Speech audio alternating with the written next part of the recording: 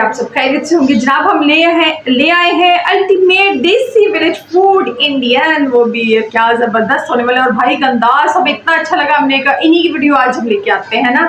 तो अब हम देखने लगे कुछ स्पेशल से डिलीशियस, देखते हैं, आप भी साथ रहिए। ये है न्यू धमाकेदार रिएक्शन वीडियो। सो हमने जो हम इंडियन ट्रेन देखते ही रहते हैं, हमें बड़ी अच्छी लगती है जो ट्रेन का पता है। और अब इंडियन विलेज फूड हमें देसी, वाह वाह। चलिए देखते हैं डिस्कस करिए जब वीडियो एंड होती है। बट बिफोर आइए मैं एंड यू ऑल रिएक्शन। शहर के एक कोने में बिहार का एक गांव बसा है। लिपा है, पुता है, पिसा है, कूटा है। इसमें देसी हर रंग जड़ा है। जहां कंडे पे तपती बाटियों में रियासते मगध का राज दबा है। टमाटर भी आ गए इस पे। उसी भस्म में ये टमाटर भी भुना है और बैगन को झुलसाकर ये चोखा भी जना है। अरे गर्मा गर्म बाटियां निकाल रहे हैं हाथ से। कभी आया था ये जायका काशी मेहमान बनकर, अब बस गया है यहीं ठेठ बनारसी दस्तरखान बनकर।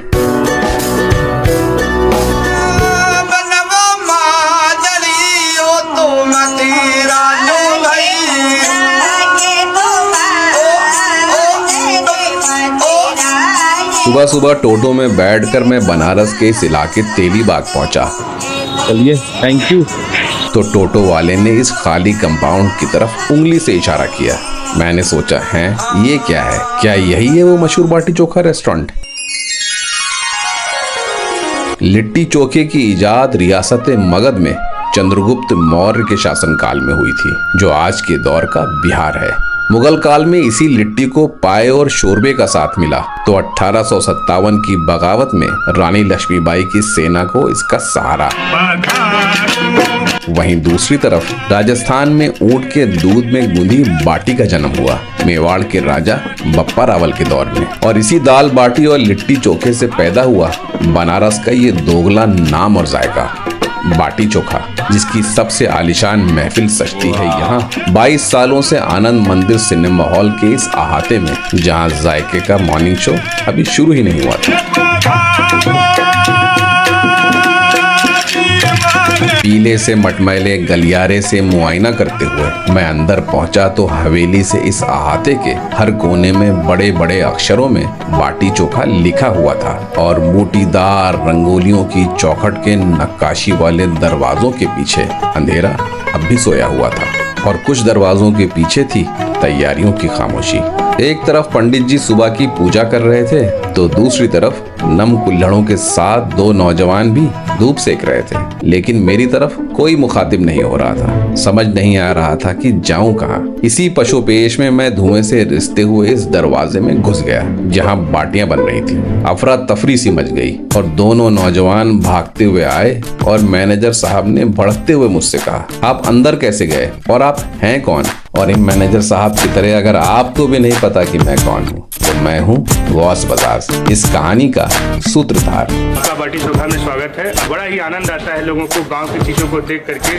वो लोग बताते हैं अपने बच्चों को कि ऐसे गांव में होता था, हमारी माँ हमारी दादी इस तरह से ये बनाती थी। तो सारी कहानियाँ बच्चों के सामने बताई जाती हैं, तो बहुत अच्छा लगता है। लोग आकर के यहाँ पूरी तरह से संतुष्ट होकर के जाते हैं। वो बोलते हैं कि यदि हम बनारस आते हैं किसी भी काम से और बाटी चोखा नहीं आते हैं, तो कहीं न कहीं हमारा वो ट्रिप अधूरा रह जाता है। मुलाकात की रस्म जब पूरी हो गई तो उन्होंने मामला संभालते हुए कहा, आप इस तरफ आइए, मैं आपको सारी तैयारियां शुरू से दिखाता हूँ। बाहर निकल के दीवारों पे मुस्तैद सैनिकों वाले इस दरवाजे से मैं अंदर आया तो ये बाटी चोखा रेस्टोरेंट की मेन एंट्री थी, जहाँ एक तस्वीर फूलों से स्वागत कर रही थी।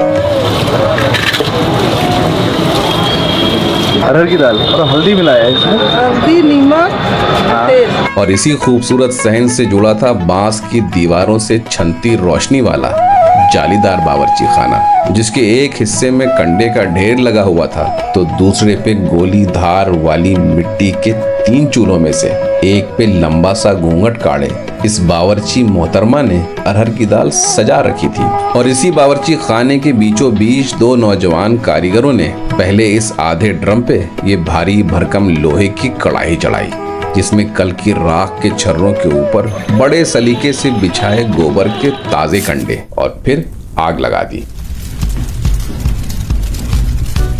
जो सारी खुशबू धुएं में मिल करके आ रही है उसका अपना एक अलग मज़ा पैदा हो रहा है। यहाँ पर आ गए हैं बैगन और टमाटर चोखे के लिए। मिनट भर में जब ये कंडे दहकने लगे तो पहले उनका बिस्तर सा बनाकर बड़े बड़े चटक बैगनों को धुएं की आगोश में लिटा दिया और दोनों कारीगर बारी बारी एक नुकीले औजार से बैगनों को फंसाते और करवट बदल देते। 4-5 मिनट इसको ऐसे ही पकने देंगे और उसको पलटते जा रहे हैं। उसमें हल्का सा सुराग भी होता जा रहा है इसी वजह से, ताकि पकने में उसको मदद भी मिले। खामोशी में लीन इन कारीगरों ने गोद गोद कर इन बैगनों की अंगारों से इतनी गुफ्तगू करवाई कि वो झुलस कर स्याह हो गए और गूदा अंदर तक पक के फालूदा। फिर तैयार बैगनों को तसले में अलग करते ही उस खाली जगह को दर्जनों लाल टमाटर से ढक दिया। वाह भाई वाह, टमाटर भी आ गए इस पे। और ठीक उसी तरह इन टमाटरों को भी उलट पलट कर इतना झुलसाया गया कि उन पे काले धब्बे हावी हो गए। और टमाटर भी धीरे धीरे ऐसे सिकुड़ते हुए पक रहा है और उसमें भी सोनापन पूरा एब्जॉर्ब हो रहा है उसके अंदर। और इन दोनों भुनी हुई सब्जियों को उबले आलू, हरी धनिये और कच्चे सरसों के तेल में गूंद कर तैयार होगा चोखा। दाल का झाग भी तैयारी की गुहार लगाने लगा तो उसमें बाकी चीजें डालकर दाल दम पे रख दी गई। टमाटर, प्याज, हरी मिर्च और बाटी की तैयारी दिखाने ये दूसरे थोड़े से शौक मैनेजर हमें ले आए इस गांव के उस हिस्से में जहां 3 औरतें मिट्टी से लिपे इस चबूतरे पे मसाला तैयार कर रही थी। ये हल्दी की यहाँ कुटाई हो रही है, ऐसा तो मैंने नहीं देखा कहीं। मेरी नजर इस ओखली पे पड़ी तो मैं हैरान रह गया। ये नायाब ओखली जिस्म के वजन और मोटी रस्सी के लगाम से हिनहिनाती और जो ये धड़ाम से ओखली में गिरती हल्दी के छर्रे चकनाचूर हो जाते। और इसी कुटे मसाले से बनती है यहाँ की दाल जो अब लगभग तैयार हो चुकी थी। ये हरी चटनी बनाई जा रही है धनिया की, इस पर सिलबट्टा पे जो है सिल लोढ़ा पे जो देसी एकदम स्टाइल होता है गांव में। और सामने पीसी जा रही थी हरी चटनी जिसमें हरी धनिया के साथ हरी मिर्च, लहसुन और थोड़ी सी अदरक भी शामिल थी। सिलबट्टे पे पिसने की वजह से इसमें दरबरेपन के साथ लस भी पैदा हो रहा था। यही चटनी बाटी चोखे के साथ परोसी जाएगी। वाह वाह वाह। और ये सत्तू है जो चना है ये जी, तो हम लोग अपने आप पत्थर से पीसते हैं। सिलबट्टे के बगल में ही जड़ी थी हिंदुस्तान के गांव की चक्की जिसे जाता कहते हैं। 2 भारी पत्थरों के जोड़े का निचला भारी हिस्सा फर्श में धंसा था और ऊपरी पत्थर के बीच इस महिला ने भुना चना डाल हत्थे को पूरी ताकत से चलाया तो सत्तू पिसके निकलने लगा। और इसी सत्तू में कलौंजी, अजवाइन, हींग, जीरा, नमक और अदरक मिला के गेहूं के आटे की ये बाटियां सीखने के लिए बाहर आ चुकी थी। बाटियों को सेकने के लिए झुलसे हुए कंडों को इस औजार से पीट पीट कर पहले सपाट सी एक सतह बनाई गई और फिर नाजुक बाटियों की इस कश्ती को भस्म पे बेधड़क पलट दिया। पलटते रहेंगे इसको ऐसे धीरे धीरे। इन बाटियों को दोनों कारीगर नजाकत के साथ रफ्तार से हर सेकंड घुमाते रहे तब तक जब तक इनसे नमी रिहा नहीं हो गई। और ऊपरी परत के सख्त होते ही उस पे सुनहरी बूंदें चटकने लगी। बाटियों का रंग जब बादामी सा होने लगा तो कारीगर ने सारी बाटियों को कंडों की गुठलियों में दफन कर दिया।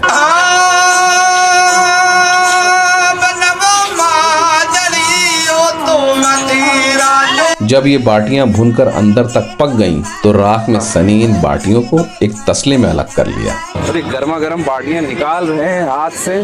मैंने सोचा कितनी गंदगी है इस पे, इसे खाएंगे कैसे। बस मेरा सोचना ही था कि कारीगर ने इन झुलसती हुई बाटियों को जूट के बोरे में भरकर पूरी ताकत से दाएं बाएं मथने लगा।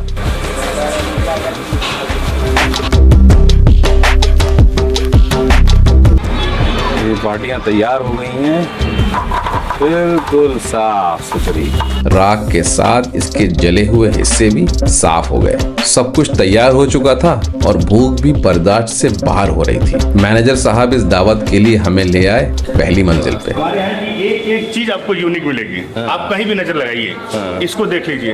ये कम से कम 100 साल से ऊपर का पुराना है। अच्छा, इसके कांच अगर टूट जाए तो मिलेंगे नहीं। परदेसी आइल दुआरे हो। यहाँ का माहौल और मंजर तो अलग ही सजा था, जो गुजरे हुए वक्त को संजोए एक म्यूजियम सा था। ये 150 से 200 साल पुरानी डोली है। सिंहासन कहिए इसको, कुर्सी भी क्या कहेंगे, क्या जबरदस्त है भाई। इस कुर्सी की भी कोई कहानी है? ये कुर्सी की कहानी है, ये राजा महाराजाओं की ये कुर्सी है, ये राजस्थान से आई हुई कुर्सी। ये संदूक भी देखिए पुराने जमाने की है। वाह भाई, इस तरह के संदूक आपको देखने को नहीं मिलेंगे। जो खूब खाता पीता है वही उठा पाएगा। इसके लॉक का सिस्टम देखिए, यहाँ से इसको बंद कर देंगे, उधर से बंद कर देंगे, फिर नहीं खुलेगा। ये अब नहीं खुलेगा? अभी खोलेंगे नहीं खुलेगा? अरे वाह, शू काउंटर बनाया हुआ है बाकायदा। आप यहाँ पर बैठिए, अपने शूज रिमूव कीजिए, इस बास्केट में शूज रखेंगे, इसका लीजिए टोकन। जूते उतार के रखने की इस रस्म को पूरा कर जो मैं हॉल में दाखिल हुआ तो पता चला असली महफिल तो यहाँ सजी है। मिर्जापुर की लाल कालीन के कोनों पे लंबाई से बांस का छप्पर छाया था, जिसके नीचे लाइन से टिकी थी लकड़ी की तिपाई, जिसपे लकड़ी की एक प्लेट में पत्तल पे पूर्वा और चम्मच सजा था। चूने से पुती दीवारों पे लाइट के साथ लालटेन भी रोशन थी और सब्ज हरे और सफेद कुर्ते पजामे में फुदकते हुए ये वेटर्स दावत छेड़ चुके थे। बैठते हैं, देखते हैं मेन्यू में है क्या। आइए भाई, एक सूप है और सूप को बहुत खूबसूरती से इन्होंने डेकोरेट किया है और उसी पे सारा मेन्यू दिया हुआ है। आज की दावत मेरी तरफ से थी, इसलिए मैंने ऑर्डर किया इनका सबसे स्पेशल बाटी चोखा। ये हो गई हमारी, ये धनिया का चटनी है, धनिया की चटनी, ये टमाटर का चटनी है, टमाटर की चटनी, ये मूली, ये मूली, बहुत जबरदस्त, मिर्च भी। तो उसी के पीछे दूसरे वेटर ने पूर्व में मट्ठा यानी नमकीन लस्सी परोसी और कतार में तीसरे वेटर ने टिकाया फरा। ये दाल की पकौड़ी है, पत्रकार की पकौड़ी, दाल की पकौड़ी है। अच्छा, आपकी पकौड़ी नहीं। फिर दो दाल और पनीर की पकौड़ियों के बाद परोसा गया ये खुशबूदार चोखा। मैं इस फरा को आज पहली बार चखूंगा, जो चावल के आटे और उड़द की दाल का बना था। जायका अच्छा है। नमकीन ये तला हुआ फरा थोड़ा सख्त था, जो खिंच भी रहा था। अब लपेटते हैं इस पकौड़ी को हरी चटनी में। बेहतरीन। और जो मैंने इन पनीर पकौड़ियों को चखा, जबान पे घुल गई। कुछ टेस्ट बताइए कैसे।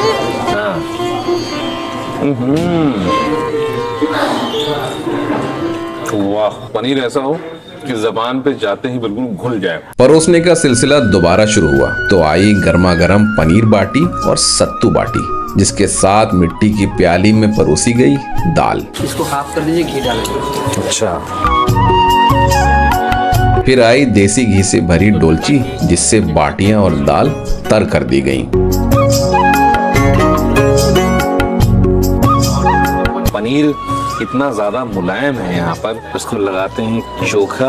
अब लेता हूँ पनीर बाटी और चोखे का पहला जायका। वाह वाह वाह, इससे बढ़िया बाटी चोखा मैंने अब तक तो नहीं खाया। सत्तू बाटी का भी वही बेहतरीन हाल था। सरसों के तेल के झार में सत्तू का जायका मानो समुंदर, और धुंगार वाला ये चोखा चटपटा और मसालेदार था। मट्ठा भी बहुत ही बेहतरीन था। फिर एक वेटर लाया बाल्टी में चावल, जिसको मेरा दाल के साथ खाने का मन था। मखमली दाल में धुएं का सोंधापन कमाल था। वाह भाई वाह। फिर आखिर में आई खीर भी। उफ, ये खीर भी कतई बवाल थी। बहुत सारी जगह मैंने खाया बाटी चोखा, उसमें एक नंबर पर रखता हूँ मैं आपको। नजरें चुराती मैनेजर साहब की खामोशी तारीफ पे मुस्कुराई।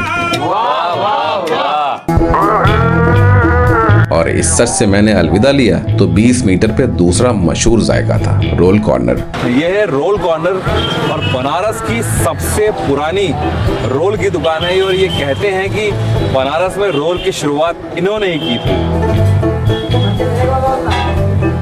जब शूट कर रहा था तो कोई कुछ नहीं बोला, पूछ लिया तो एतराज हो गया। जगह बेहतरीन थी, लेकिन कैमरे की आंखें बंद करनी पड़ी।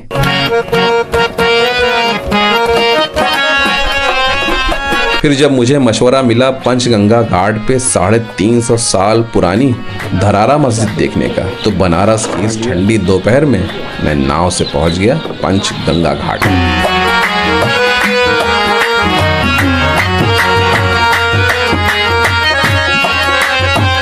जैसे जैसे मैं इस वक्त में ठहरी खड़ी सीढ़ियां चढ़ता, ये ऊपर पतली होती जाती।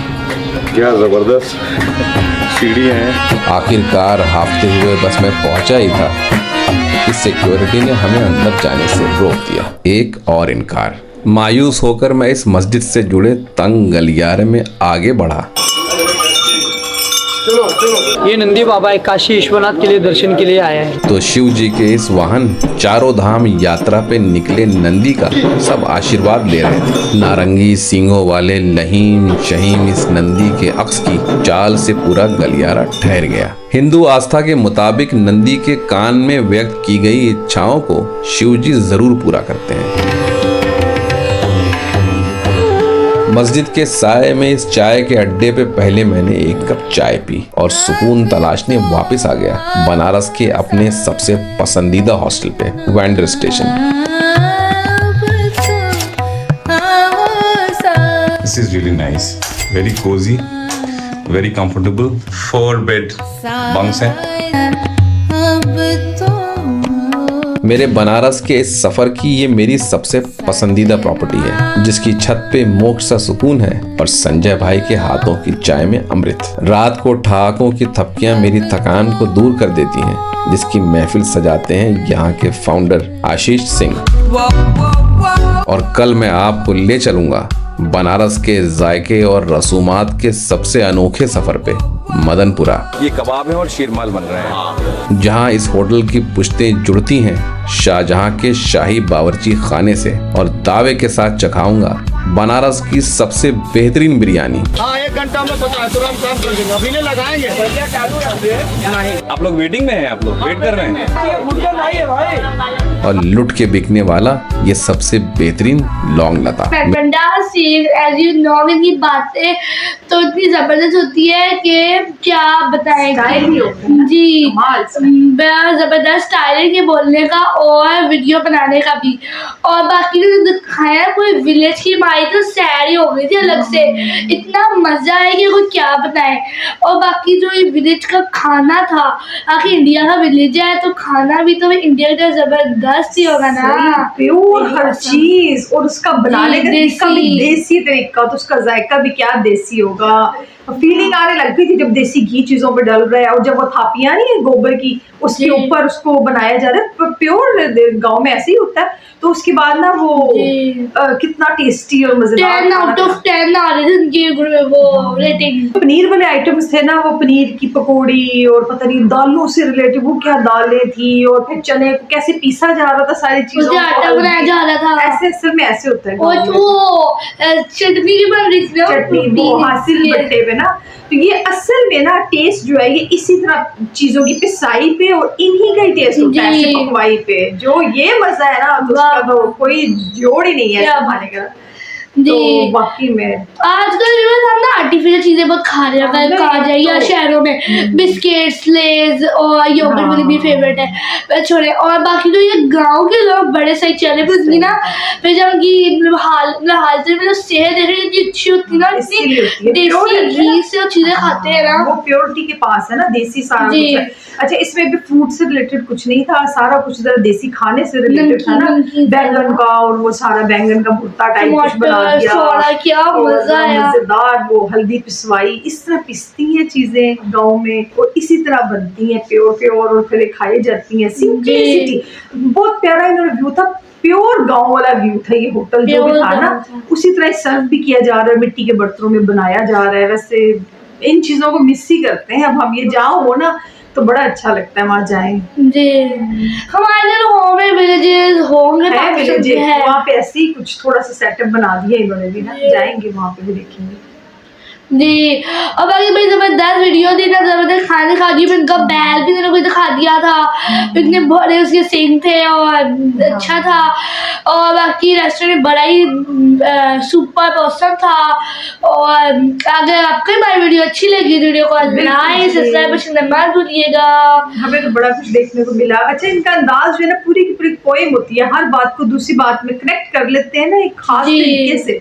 मतलब एक सिंपल सी बात को इतने प्यारे अंदाज में, शायराना अंदाज नहीं होता, ऐसे जी। कर रहे होते तो अच्छा लगता है। वो भी। बिल्कुल मतलब ऐसा लगता है मुझे तो शायरी कर रहे ऐसा लगता है, तो मैं बात नहीं रुकती ऐसे। इससे अभी नॉर्मल बात के में मैं तो वो शायरी इसलिए तो हमने करती इनकी हूँ। दोबारा एक वीडियो सेलेक्ट की, ऊपर से हमने कहा ये लहजा होना चाहिए, फिर जरा गाँव का पूरा एक माहौल होना चाहिए इसी तरह। जी। और आपका लाइक सब्सक्राइब शेयर करना जरूर होना जरूर कर चाहिए। दिया करें ताकि हम इससे जी। जबरदस्ती वीडियो लाते रहें, कुछ हम सीखें, आप भी देखें साथ, तो अच्छा लगता है। जी।